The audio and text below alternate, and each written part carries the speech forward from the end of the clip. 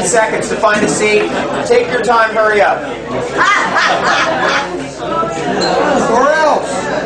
Hey, everybody in the back, we're going to start a presentation so you can take all the time you need in the next 5 seconds to find a seat.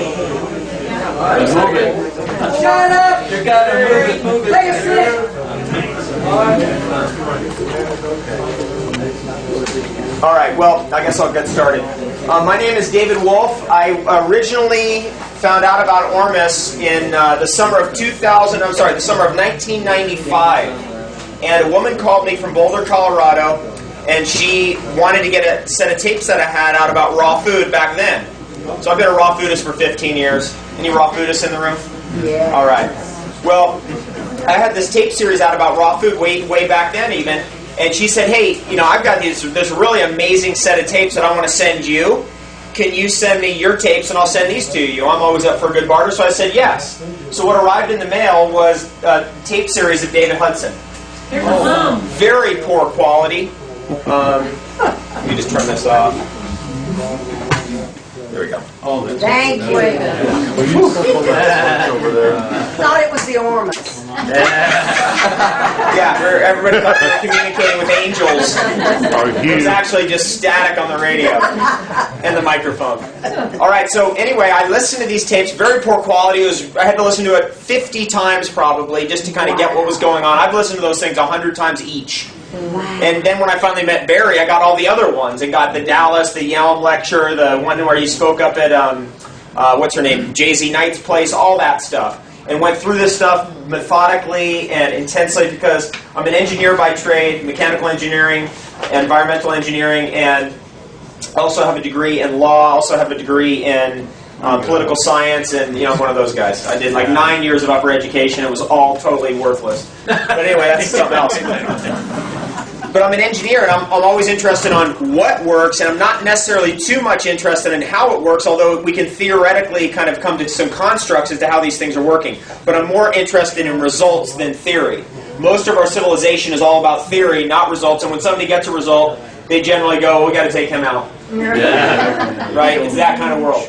Yeah, so we have succeeded to get to this point in our evolution with technology, alchemy, chemistry, etc., in spite of ourselves.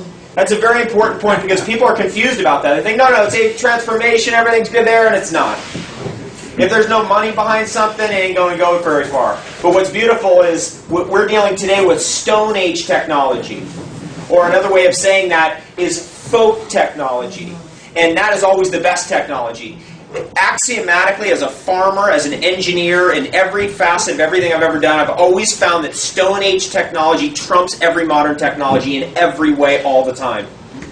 Right? So imagine a water wheel with a little gear coming into your building, right? Or a windmill with a little gear coming into your building that's spinning, hooking up your blender to it, hooking up your stone grinders to it, hooking up all your, whatever you want. Just hook up to that, all natural, no EMF field, nothing. Always Stone Age technology trumps everything in every case. So what we're really doing here is we're taking Stone Age technology, not Stoned Age technology, and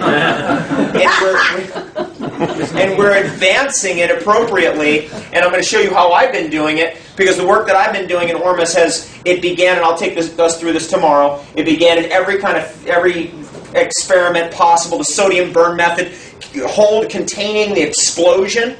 Right, I did all that stuff in my laboratory. I'll show you a picture of my laboratory. All right, these are loading up.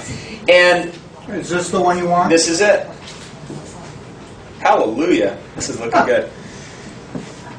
The wet method, the dry method, vore trapping. I've vore trapped water off the best aquifers in the world, including this one right here, which I think is actually the best one I've ever trapped water off of, the one that's right underneath this place right here. This is a very advanced ecosystem here in Denota. That's why, by default, we chose to do it here. This place is almost a perfect ecosystem. And as this is my experience with Ormus, and this is all my opinion, 15 years of experience is a long time. So I think I've got something to say in this field. I mean, it's at least as much as most people. I don't know. Barry's got me on distance and time, but it's all good.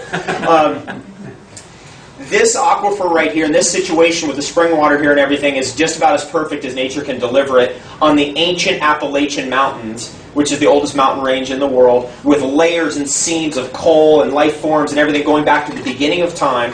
And what's happening with this water here is it's producing a huge amount of gold, which would be a symptom of a perfect ecology. That's my opinion. Where you have gold production happening, Ormus gold, and then it's popping into the metal. You know the difference. I think we're all aware of that. What's happening is that you basically are approaching perfection. And gold has always been associated by the alchemists with the idea of perfection.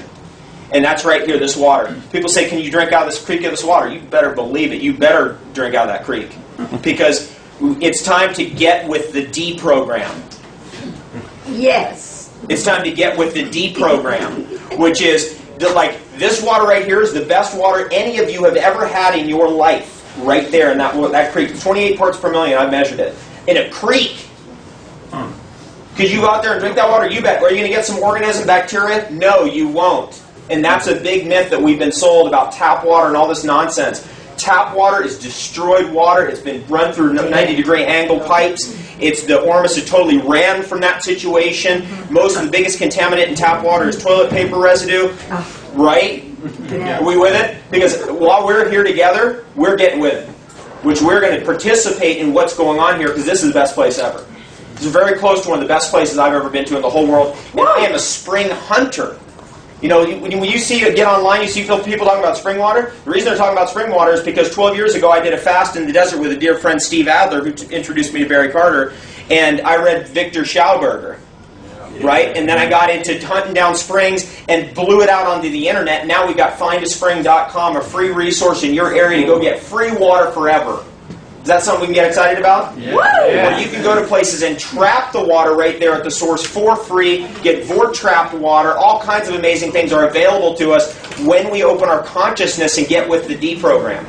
Sorry, David, can you do me a favour, not stand in front of the screen? It's going to Oh, am I a little bit into it? Oh, yeah. Okay. Could you stand this side? Oh, on that side, sure. Yeah. That's okay. That would look better. So, Is that in Hawaii? I'm going to get into all the nuances of a million different things tomorrow. What was the name of that website for the spring? Findaspring.com. Findaspring.com. Where I ended up, because I really have a huge love for plants. I mean, I'm more into plants than probably most people that you know. I've been eating plants only for 15 years. That's a lot. What's happening with plants and Ormus has been where my focus has been directed mostly, although I've done all kinds of other things. That's what I'm going to be talking about while we're here. And I'm going to kind of take you through that journey visually tonight because, you know, we heard a lot already. It's like, oh my God, what is going on here? What we're really finding out is that there's a whole category of minerals that are not in the periodic table of the elements, that exist in the biosphere, that are more closely aligned to the life force. Most of what we call minerals today are dead matter residues, and they have nothing to do with living. And so this is the Kali Yuga, right, the age of darkness, where we have been ingesting, like Flintstones chewable vitamins, completely dead substances. Calcium supplements that have been excreted by life forms, you know what I'm talking about, like that they dig out of the earth, are totally toxic and can kill you, right? Because what do? They calcify you, they contain spores of calcium-forming organisms. I'm going to say that again because I will revisit that. And that is such an important thing to know because Ormus dissolves bad calcium in your body. I know that for a fact. Woohoo! That's a fact. If you look at any disease condition you can think of, you name it, Alzheimer's, arthritis, heart disease, cancer, what is it? It's calcification. Calcification is the primary recycling engine that Mother Nature uses to recycle this generation, get it out of the way so we get the next generation in. We've heard a lot about the Hayflick limit. We've heard a lot about advanced telomerase and telomeres and all that stuff. That's putting the cart before the horse. We got to get past this calcification piece before we can even get there. And so what we're finding out is that hydrogen dissolves calcification. Sulfur dissolves calcification. Ormus elements dissolve calcification. I've seen it happen so fast. I remember this woman, raw food is 30 years. You know, one of the healthiest people you've ever seen. She had a growth on her chin. And she tried everything, including a 30-day fast on water, everything to get rid of it. She came to a conference I was doing. I said, here, try this. I had some of my Ormus Gold. Put it right on there, liquid Ormus Gold right on there. The next day, it was cut in half in 5 days, completely wiped out. Wow. What I've noticed about Ormus Gold, which is particularly what I work with in the Ormus world as an isolate, not any of this kind of stuff, which we'll get into, but when I work with just an isolate, it's Ormus Gold. Ormus Gold seems to do what DMSO does, but at a higher octave and much stronger potency. You don't need as much, and it'll do the job. There was a mention about this woman who had regrown